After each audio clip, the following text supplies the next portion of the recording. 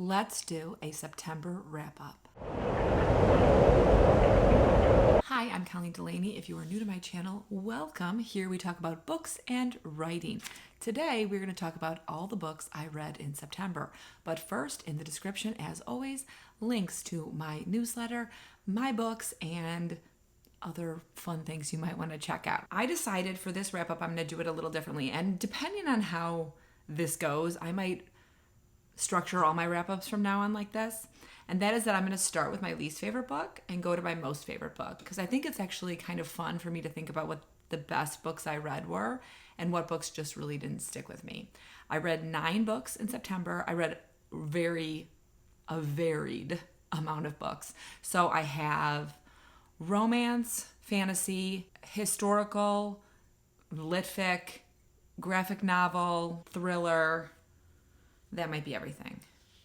So let's go ahead and get started. Number 9 on my list is Small Town Big Magic by Hazel Beck. I bought this book last year, and then I read like the first 10 pages and then ended up not wanting to read it last October and was like, I'll just save it for next October.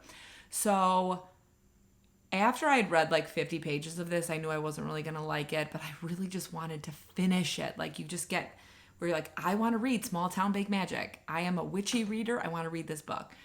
So what I did was I partially read and partially listened to it. I got the audio on Hoopla from my library. And so anytime I was in the car by myself, I put it on.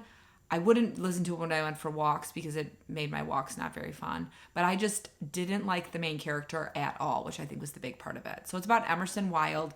And the hard thing is I don't think she was purposely written as an unlikable heroine, but I just didn't like her personality at all. She's like very 2003 feminist. Like, I don't know. She runs her town. Weird stuff happens.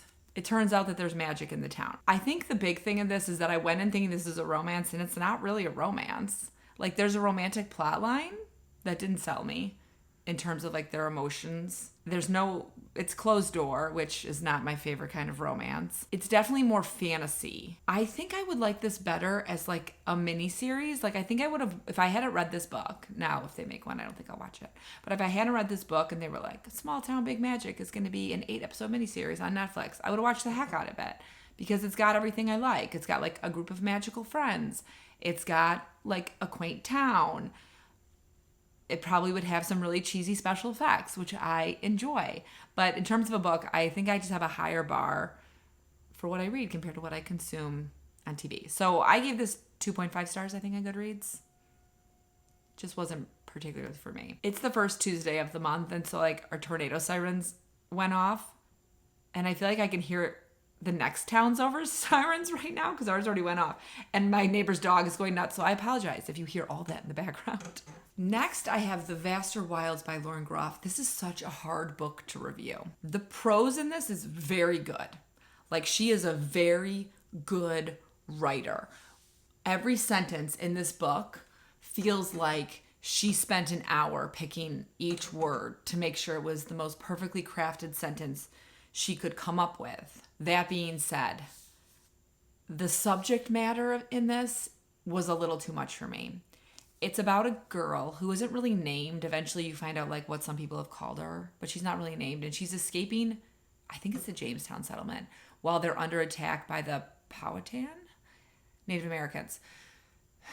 And she decides to, instead of staying and basically starving to death, which everyone is because they're under siege, escape into the woods on her own and see if she can survive. And she's going to try to go north and find a French settlement because she speaks some French. In this story, at the beginning, I thought we were following like a 10-year-old, but then about midway, some things, you get some like backstory because she's the only person in this book, really. I mean, she meets like one other person and they don't speak to each other. And so it's flashbacks and just like what's happening. But then you get some memories of hers. And now I think that maybe she's supposed to be like 18 or 19, like definitely older. Because also there were some weird time things that didn't make sense to me in terms of like so much stuff happened when she was 4. Like not enough, I think, that could have happened in 1 year. She also had really good memories for a 4-year-old. The story's kind of grotesque. There's a lot of really gross stuff. And usually I don't mind gross stuff, but this goes beyond. The entire book is extremely hopeless, and I'm going to give you a slight spoiler here, which I don't think it's really a spoiler because I think the tone of the book makes it very obvious, but jump ahead 25 seconds if you don't want the spoiler. It's the story of watching someone slowly die. I did not really like that. Okay, spoiler over. Let's move on to something a little bit more upbeat. Next, I have Captivated by Tierney Thomas. This is a Viking romance, and I gave it 3.5 stars. I got this in the Stuff Your E-Reader. It's a very quick novella, which most of the books you get in a Stuff Your E-Reader are quick novellas because they're just like introductions to authors. And I thought it was a fun Viking historical. Now, I will say it more read like an adventure story than a romance. There's a romantic plot line, but the adventure is definitely like in the forefront, and it's not dual POV, so you more feel like you're just following the heroine through all these things that are happening to her.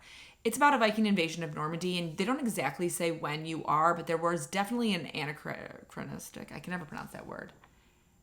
Anachronism? You know what I'm talking about. Something that happened incorrectly for the time period in which someone had a gun at one point, which kind of took me out of the story. Otherwise, if you like, sort of swashbuckling, sword fighting, battle-y, women having to think on their feet so they don't end up having to marry horrible people, women getting forced into marriage with a Viking, that's the kind of story it is. Next, I read Wyatt by Ray B. Lake, which is #1 in the Gin Boys, I think it's called. The Boys of the Gin MC. This was my first motorcycle romance. I gave this 3.5 stars as well.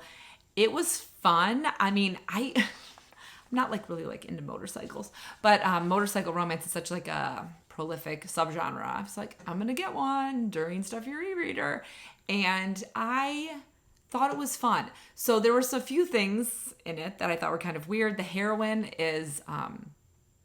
has been kidnapped by a cult and has been assaulted by them for 2 years, and then she really gets over her physical issues very quickly with the hero, which was one thing that sort of took me out of the story. But otherwise, if you like, bad boys that are good boys who are going to save women who are in quite a bit of distress, you'd probably really like this series. I moved my camera because my glare was so bad coming out the window. I was like, I bet if I just shifted. I'm sorry, you can see the door into a room we keep our art supplies in, so you get that nice little rainbow. But now the glare on my glasses isn't as bad, which is better for me. Next, I have Coven by Jennifer Dugan, and it's illustrated by Kit Seaton. And this is a YA graphic novel that if you want to just feel like you are being hugged by fall, get this book. I'm going to show you some of my favorite pictures because that's the best way to sell this. Okay, so first, when I got to this page, I was like, everyone should read this in October. It's just like the outfits, the leaves, the woods, everything. And then we have another one. There's a lot of witchcraft in the woods going on in here. There's a lot of spooky fun stuff. It is about a girl who lives in California, and this is the opening page, which also really sold me. That's why I got it out of the library. It's about a girl named MZ, and she lives in California, and she and her family used to live in upstate New York, but they moved to California to sort of get away from their coven. So she's a witch. She knows about it. It's not like general knowledge in the world, but she's told some of her friends. Several people in their coven are murdered, and so her mom and dad are like, we have to go back and be with our coven. She's, of course, very upset. She's in high school. She has a girlfriend in California who she doesn't want to leave. But then she quickly realizes that she doesn't actually know how to control her powers or really use them at all.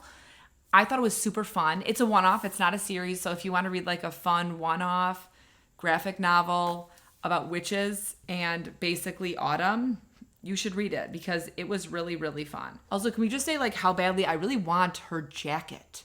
If you could find this jacket, I would really like to purchase it. Next, I read the arc for The Duke Starts a Scandal by Sophie Jordan. That comes out later in October, and it's either the 23rd or the 24th. I can't remember which one of those is a Tuesday. It's whichever one is a Tuesday. This is the 4th book in the Duke Hunt series, which I've been enjoying immensely. I give this one 4 stars. It was a fun, good historical romance romp. We start with the Duke of Penning, which if you've been reading the series, it's been kind of who is the actual Duke? Who's supposed to be the actual Duke? And now we have finally found the person who is the actual Duke of Penning. And Susanna, who is his head housekeeper. Now, they're kind of like an unlikely pair. The Duke of Penning has fallen into this role for like distant relation. Kind of reminds me of Matthew on Downton Abbey. Like he never was going to be a duke. And now he is, and he has 2 younger sisters, and he's trying to figure out how to live in this aristocracy type of life. Susanna is a housekeeper with a secret. She changed her name and she moved from, I want to say she lived on the Isle of Skye. She lived on an island, and something happened and she had to get the heck out of there. And she was kind of like disowned by it from her family, and she did. The 2 of them start like, they just butt heads all the time. Susanna thinks he's just like kind of a jerk. He's very attracted to Susanna, but it's inappropriate. She works for him. So he's kind of mean to her to like stop his feelings for her. This was a bit of a slower burn than I was expecting from Sophie Jordan. You definitely have like a big chunk of the book is them not getting along, a lot of setup. There is an absolutely delicious scene in which Susanna has to become his valet and knocks on his door and walks in, and he has just exited the bath. And it was just like historical romance gold. I loved it so much. You know I love Sophie Jordan, so I always have to recommend hers. My third, now are my top 3 favorite books of the month. Favorite book was None of This Is True by Lisa Jewell. This is my first Lisa Jewell, and this was a good book. I really enjoyed it. I rated it 4.5 stars. So we begin with a chance meeting between Alex, who is a podcaster who like interviews women who have done important things or had like hard things happen in their life and gotten over them. And she is having a birthday party at a restaurant, and it's her 45th birthday. She has an encounter with this woman who's also at the restaurant for her 45th birthday named Josie. And they find out that they were born at the same hospital, and they start calling themselves birthday twins. Josie sort of like latches onto Alex and is like, I think you should tell my life story. And Alex gets really intrigued and decides to. And the title of this book is so appropriate for this story because trying to figure out what's true in this story is very difficult, and because of that, very entertaining. I don't like to give too many things away when you're reading a thriller, but if you like true crime podcasts, I think you would really like this book. I will definitely read another Lisa Jewell. The characters were extremely well done, and I also really liked that, you know, there wasn't like a character who was like a beacon of good or a beacon of evil. You really felt for like everyone. Everyone had some like bad stuff and some good stuff, and yeah, you should read it. It was really good. I really liked it. Next, I have Striking Gold by Janine M. Mesta, and here's the cover. I read an arc, but it's out, so you can get it. And I gave this 5 stars. This was super cozy contemporary romance, and let me tell you about it.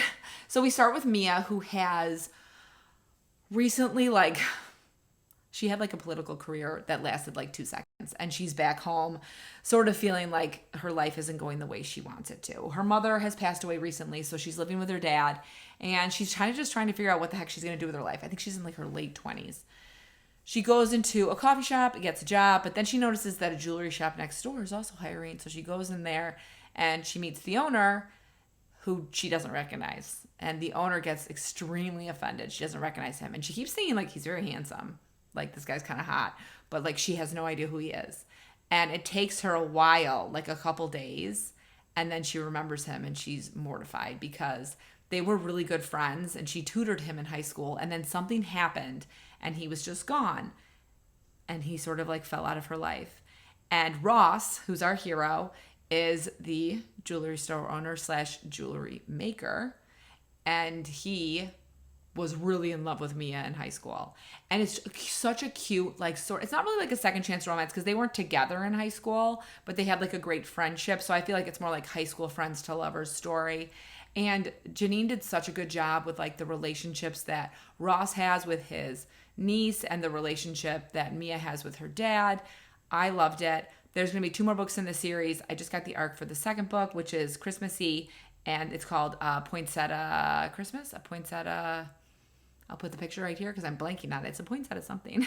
And you'll get that review probably in my November wrap. And then lastly, my favorite book I read this month was The Invisible Hour by Alice Hoffman, which is not surprising that this was my favorite book I read this month. I just love Alice Hoffman, and I think she is a master storyteller. Okay. I also think it's hard to sell people Alice Hoffman books because they're kind of weird when you describe them. We start this story with Ivy, who you can't really tell what time period it is, but it felt pre my teenage years. So I was a teenager in the late 90s. It felt earlier than that, but I'm not sure how much earlier. Ivy gets pregnant before she's married and kind of gets like kicked out by her parents. It's complicated.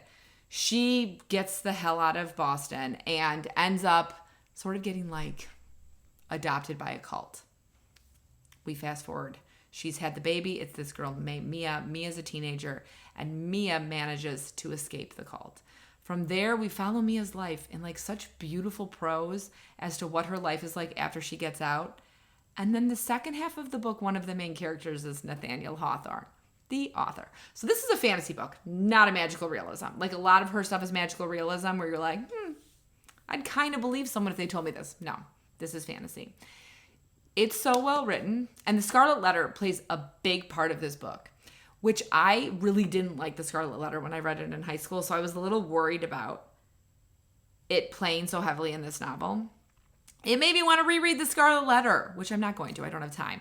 But like, Alice Hoffman, that's amazing. You made me want to reread a book I hated when I was like 15 years old. So good job. This book is so beautiful, so beautiful. Alice Hoffman can just make you fall in love with characters like so hard, and she did in this one. And also, like, look at the cover. If you're looking for something that you want to like take pretty bookstagram pictures with, buy this. That is everything I read in September. It was a very good reading month. I didn't read that much in August, so I really like leaned into it, got 9 books read that I really liked, and it was lovely. I mean, I think I might stick with this ranking books because then also if you're someone who wants to just jump ahead to like my favorite books, if you only have like 5 minutes and you don't want to watch the whole video, you can do that. What was the best book you read in September? If you are still around, please tell me in the comments. Did you read any of these and did you love them? Did you hate them? Did you read Small Town Big Magic and how did you feel about it?